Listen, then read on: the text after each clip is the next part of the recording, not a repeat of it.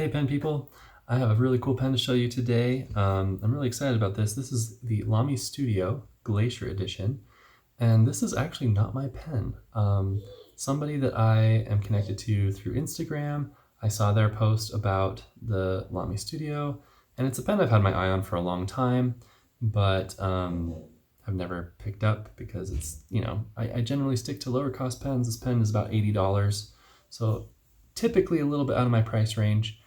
But I asked him some questions about the pen, and then he messaged me and was like, well, why don't I just send you one of my studios and you can take a look and play around with it for a little bit. So this is on loan to me. So thank you to that Instagram friend. And also, I believe he's a former Etsy customer of mine. I think he bought a pen bed from me. So thank you. Okay, so we're gonna go over this pen and talk about pros and cons, how it writes, and thank you to my subscribers who've been responding to my polls and my questions in my community posts. That's been really helpful for me as I kind of think about where to take my videos, and I really want to make sure that it's what you want. So I'm gonna try to honor some of those things that you all have been talking about. So yeah, so that's coming up. Also, among the next couple of videos I'm going to do will be an in-depth comparison between the Studio and the Safari. They're two Lamy pens with essentially the same nib, but they're in completely different price points. So I figured it would be nice to do a comparison video to kind of weigh out the pros and cons of each pen and see, is this one really much of an upgrade over this one? Are there situations you might want this one rather than this one, or vice versa? So we're going to do that in an upcoming video. Maybe not the next one, but if not the next one, it'll be the one after that. So if you have not yet subscribed and that sounds interesting to you, go ahead and subscribe so you don't miss that. And without further ado, let's flip the camera and get started on the review of the Lamy Studio. Okay, here we go. So here we have the Lamy Studio Fountain Pen, and again, this is the Glacier Special Edition. I think it's currently still available. It's been out for a while. I don't know how long their special editions are available. Probably depends on demand, but yeah, it's a very pretty, soft, light, kind of icy blue. I think is just a really good way of describing this. It's icy blue. It's got some, I don't know how to describe it exactly. It's got kind of a powdery look to it, and that might just be a normal part of the way that they finish the aluminum, but it kind of adds to that icy effect. So it's a really pretty pen in kind of an understated way. It's not super loud. The ink I'm using for this review is Monteverde Copper Noir, also very pretty. It's kind of a dark earthy orange. Okay, so let's go over some pros of this pen. We'll go over some cons, and then we'll kind of talk about some questions that may influence your decision on whether or not you decide to get this pen. So overall design, it's nice. The build quality is nice. It looks really good. It feels good as far as the construction of it. There's nothing like loose or wobbly. Everything fits together really well. The threading, right here, it's plastic on plastic, but it's like nice plastic, and it's interesting. It actually is very, very smooth, and then the barrel hits this little like white part here, and it almost feels like it like screws and then clicks into place. It's a very secure feel. Really like that a lot. The cap is a very satisfying and secure closure. It's not going to pop off on you. It's also not too stiff. I've had some pens that are just like ridiculously hard to get the cap off. This doesn't feel like that. It just feels very secure and very satisfying to cap. So those are really nice things. The clip is interesting. Lamy is pretty good at their unique clips. You know, you've got the Safari that has a very unique clip. I think the only other companies making a clip like this are the companies that are making knockoff counterfeit Safaris. So Lamy is really the only name brand doing this kind of thing, I think. And same goes for this clip. So it starts out flat and then kind of narrows and hits this kind of middle point, and then it widens out again, but it widens vertically. So you've got this little shape here. I think they call it a propeller shape, which I can kind of see why they would say that. The grip section is metal, and it's a really nice shape. I really like the shape of the grip section. We'll come back to the material itself because a lot of people complain about this pen being slippery, so we're going to talk about that, and I'll give my opinion on that. But as far as the shape of it goes, it's really nice, really nice. So we'll talk more about this in a later video. Like I said, we're going to do an in-depth comparison of these two pens, but one thing I will mention is if you don't like the triangular grip of this, you might like this a lot. It feels like a very good width. It's not too thin, it's not too thick, and it's just very comfortable to hold. So I like the shape, the design of the grip section quite a bit. Okay, and now one interesting thing about this pen, it posts very well, and a lot of pens post mostly just with friction, but this pen is very different. There's no friction here keeping it on, but if you push enough, it actually clicks into place, and that cap is not going anywhere. So you can see there's just a little metal lip right at the very back of the barrel, and that just clicks right in to the pen. And yeah, so it's really nice. And as far as back weight, I mean, it's a metal pen, so it has some good heft to it. It's not super heavy, but it's definitely heavier than your typical plastic pen because it's pretty much all metal. And so the cap is going to have some weight too, but I don't feel like it's really that back weighted. And I think it's partly because it's not terribly long. Let's do a quick comparison with the Safari here. I don't want to steal all the thunder of this next video I'm going to do, but we'll do some sneak peeks, I guess. So you can see here the Safari is like ½ an inch longer when the cap is posted, so it sticks out much farther behind your hand. But with this one, it just doesn't stick out that much, and so yes, it might backweight the pen slightly, but I don't really notice it a whole lot. It still feels pretty well balanced in the hand. Okay, we already talked about the satisfying snap cap. It is very satisfying to click this pen closed. I forgot to label what I was going to talk about here, so I put it over here. This is the nib. So the nib is pretty much the same thing that you would see on a Lamy Safari. It is the same thing.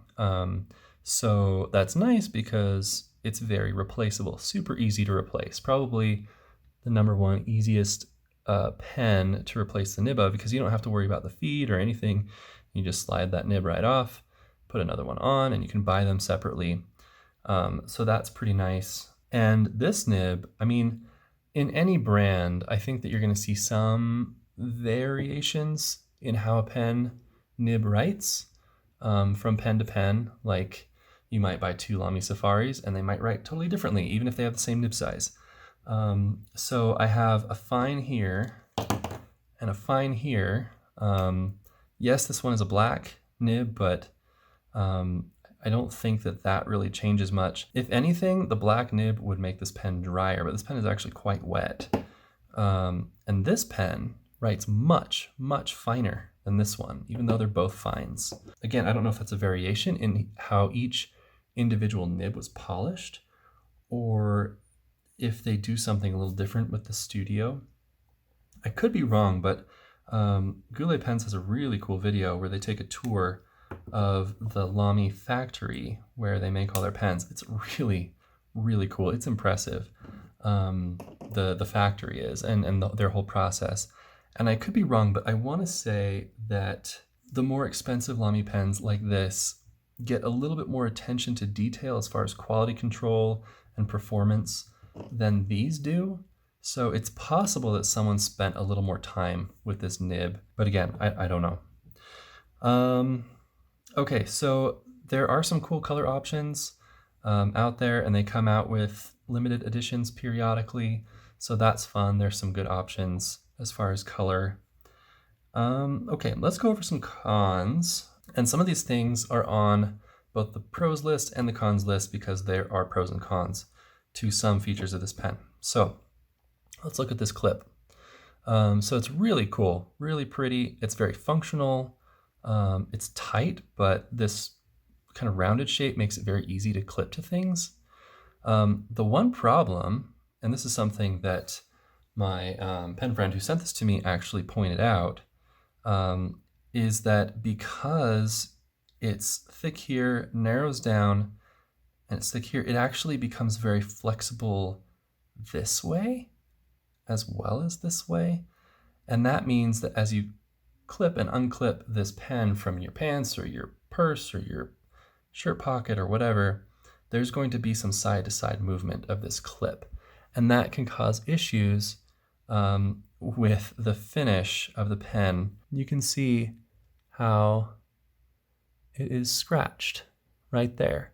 It's small, it's just a cosmetic thing, but it's there. And the person who loaned me this pen, they said that they have not had this pen for a super long time and it has not been used every day. It's been used, but not rigorously, I guess. And so that leads me to believe that this kind of thing is going to happen relatively quickly with these pens. So I think that, like, as much as I love the clip design, I think that this is kind of a design flaw.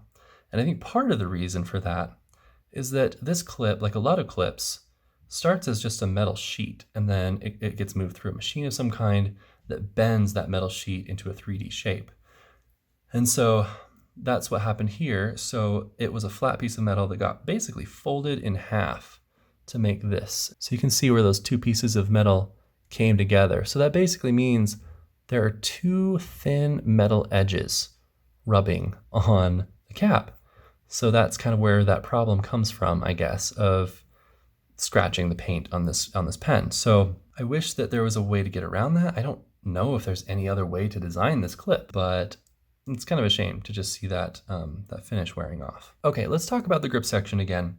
Like I said, people complain about this grip being slippery. It's basically like holding onto a round mirror. It's very finely polished metal. So yeah, it's pretty slick. Your hand can slide all over this thing, but it wasn't really as slick as I expected based on people's complaints. I expected to go to write and just have this thing go all over the place, but that's not really what happened. But as I write with this pen, I can definitely feel kind of the need to readjust and kind of make sure that my fingers stay where they're supposed to be. So it is something that might be a little distracting to some people, but I don't think that the slickness makes this pen unusable or really uncomfortable. I still think it's a comfortable pen to use. It just might take some getting used to. But I will say too that in doing some longer writing sessions with this pen, I wonder if my fingers get tired a little more quickly because they have to do a little more work to hang on to this pen. If you think this is going to be a problem for you, if you think this is a deal breaker, there are a couple of pen options within the Studio lineup where they have a matte finish on these, a black matte finish. And I think that those have much more grip to them. I could be wrong, but I don't think that people have had the same complaint about the matte finished grip sections. So if that's going to be an issue for you, look into those. That'll probably be a better choice for you. And if I was to buy this pen, I would probably go that route as well. I'd probably go with a matte grip section. It kind of narrows your options because I think they only have one or two that are like that. But I think that that would be a more comfortable and usable pen for me, one that I might reach for a little bit more as I write. Another thing I'll say about the grip section is that because it's so polished, it's kind of a fingerprint magnet, so just be aware of that. It will get fingerprints on it. Actually though, I think that as it gets fingerprints on it, as it gets kind of the oils from your hand, I think that the grip starts to improve. You start to actually get a little more friction there. So I don't know.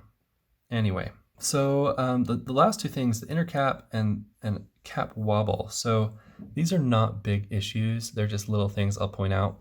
One quirk of this pen that I've noticed is that when you go to cap it, you have to make sure that you cap it straight. If you don't, you're at risk of running straight into the inner cap and getting stuck there. So just make sure you go in straight, as opposed to something like this, which I don't have that problem at all. I can go in like this and it goes in right away. So it's just something to keep in mind. It's not really a con. The cap wobble, and I think I've noticed this with some other metal pens. I don't think it's really a design flaw. I think it's just kind of what you get. So even though the cap goes on super securely, you will feel just a little bit of give here, just a little bit of wobble if you move it back and forth. Where with some screw-on caps or other snap caps, I don't find that to be the case. So yeah, I don't know. It's just kind of odd to have this really solid, well-built pen wiggle, I guess. So not a big deal. It's not wiggling all over the place. It's not like the cap's going to come off, but it's just kind of odd. So that's something to keep in mind. Okay, so let's talk about some of these questions here. We'll look at how this pen writes, and then we'll call it good. Actually, let's end with these questions. Let's skip down here. So, like I said, these are both fine Lamy nibs. They're interchangeable. I could swap these nibs back and forth if I wanted to. But for some reason, the Studio is super fine. I think it writes more like my Lamy Safari that has an extra fine nib on it. And my Safari with the fine nib is super gushy in comparison. I like both. I like both quite a bit. They're just super different.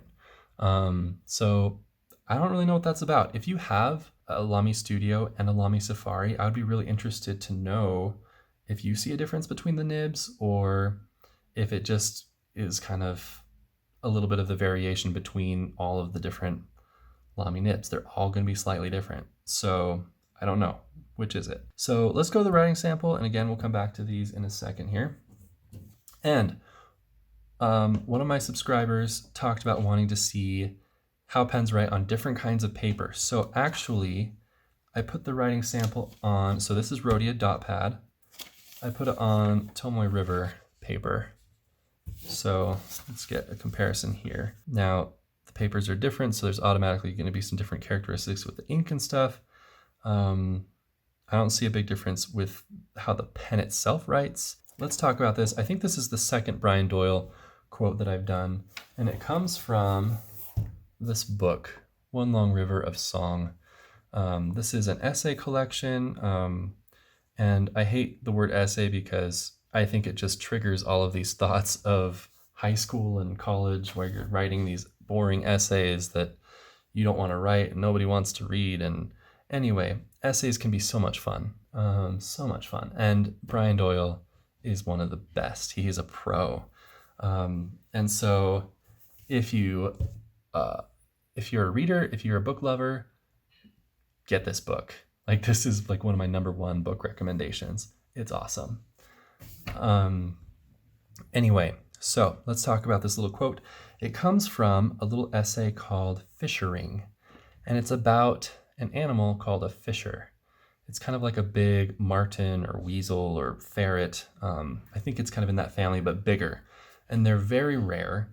And this essay is about Brian Doyle seeing one and experiencing one and watching one in a place where all of his biologist friends said it was impossible for there to be a fisher. They were like, no, fishers don't live here. So this is just a little quote from that essay. He says, "I don't have any heavy message to share. I was only a witness. Where there are no fishers, there was a fisher. It was a stunning creature, alert, attentive, accomplished, unafraid. And I think maybe there is much where we think there is nothing. Where there are no fishers, there was a fisher. Remember that." And I love that because I love the idea of there being something where we think there is nothing. The world is such a miraculous place, and I love reminders of that. I love reminders that things that are supposed to be impossible can happen. It just gives me chills thinking about. So he's talking about a fisher here, but it could be anything. Could be something in nature, could be something in your own life. I know I have seen some pretty astonishing things that I cannot explain personally. And so I just love how Brian Doyle articulated that and reminds us of that. All right, let's get back to reviewing this pen.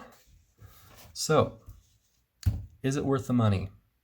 $80, kind of a lot for a pen, at least to me. But the cost of fountain pens is so subjective. You know, there are people out there. I remember seeing a post, I think on Reddit or something, where someone had a picture of a coffee mug full of diplomat arrows. Those are, if I'm not mistaken, $150. So they had like $1,000 of pens in this coffee mug. And that is nuts to me, but maybe it's not to you. Anyway, so it's very subjective, but I do think that as far as build and quality and all that kind of stuff, you are getting a pen that is superior to most entry-level pens out there.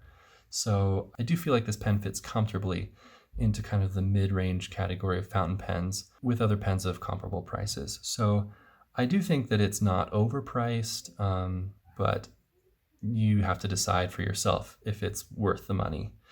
Will it last? Of course, longevity is one of my big points on this channel, something that a lot of people don't cover because most pens that people review are brand new out of the box. And thank you to those of you who gave me feedback saying that you're really appreciating that. I plan to continue doing that. Anyway, I have only had this pen for a few weeks, and before that, the owner of the pen hasn't had it for a very long time either. So I can only give you my best guess at this point, but I will say that the clip scratching, the pen's finish kind of weakens my confidence a little bit in this pen's longevity as far as the aesthetics. Like, I could see this pen getting kind of scratched up over time and not looking quite as pristine. But I think that that's just normal with pens in general. I mean, pens are gonna get scratched. But I do think that the innards of this pen, you know, all of the different components, the parts, how it all fits together, I don't see that going anywhere anytime soon. I think this pen, as far as being a good writer, could last a lifetime. I do, as long as you take good care of it. So my educated guess, or maybe not so educated guess, is that this pen will be a consistent, reliable writer pretty much forever, even if it doesn't look quite as pretty a few years down the road. So that's my take on that. And lastly, we've already talked about this a little bit, but I want to make sure I cover this really thoroughly. People want to know what a pen feels like to write with, and I get that. You know, it's hard when you watch a review and it's like, yeah, it's great, the parts are good, like it's smooth or whatever, but like you don't really get a sense for what it feels like, for like, am I going to enjoy writing with this pen, you know? So I do enjoy writing with this pen. Like I said, it might be just slightly distracting to kind of have to readjust my fingers occasionally because of the slippery grip, and maybe my fingers get a little tired over time, but it is a good pen, and I enjoy it because the nib is very smooth. It's fine, very fine, but very smooth, and I find it to be easy with this pen to shape letters the way I want to shape them. I don't feel like I'm fighting this pen too much to write the way I want to write. I feel like it lends itself well to my writing style. Again, if I were to buy one of these pens, I would get one with a matte finish. I think I would enjoy that more, but I am enjoying this pen. And I haven't used it for terribly long writing sessions, but it has been a nice pen to journal with occasionally, and that sort of thing. If you have any other questions about what this pen feels like to write with, it's kind of a hard thing to describe, so if you have any ideas of how I can describe that better, let me know. But other than that, I think that that's about it. So let me know if you have any questions, and I'll talk to you later. Bye.